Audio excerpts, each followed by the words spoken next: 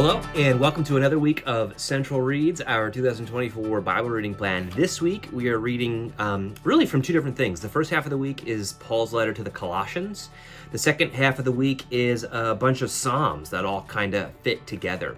Real quick on each, Colossians is one of my favorite of Paul's letters. I could probably say that about all of his letters. Romans is sort of like his biggest and most comprehensive and sweeping and deep letter. And then you have the letter to the Ephesians. I think we read that already. Colossians, Ephesians is another one of my just favorite. It's so good. Colossians was clearly written at the same kind of time and place, that Paul wrote Ephesians, because they share a lot of crossover. And what Colossians is, it gets to the heart of Ephesians and even gets to the heart of the bigger letters like Romans and Galatians in different ways. It's 4 short chapters. It's not very long, but if you could put Colossians into your heart and mind, there's so much that gets covered. It's so rich. It's so deep.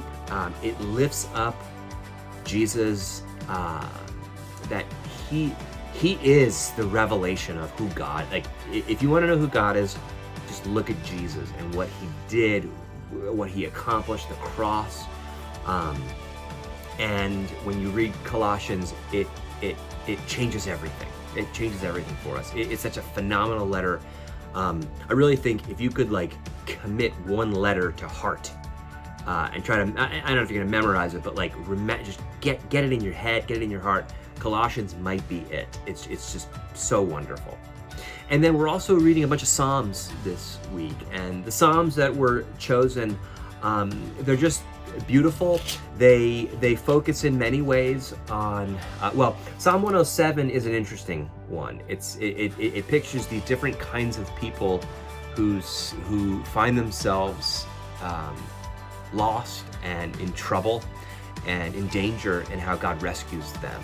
And it's sort of, it's a helpful psalm to know and to have for the times in our lives that we feel lost, that we feel hopeless, that we've made the wrong decisions, right? And what God does for us. It's a wonderful psalm. And then Psalm 116, 117, 118. Psalm 116 is one of the most beautiful psalms about God's care for us and how we can go to him and how he hears our cries. It's just beautiful. Psalm 117 is tiny. It's 2 short verses. It might be, I think it's the shortest psalm. And then Psalm 118 is another one that just celebrates, the steadfast love of God, how God's love endures forever. Beautiful stuff from the Psalms. I want to encourage you to watch the Bible Project video on Colossians.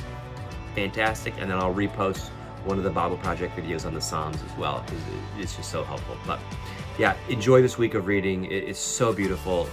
If you have any questions, you want to talk, please, I'd love to hear from you. And so yeah, have a great week of reading.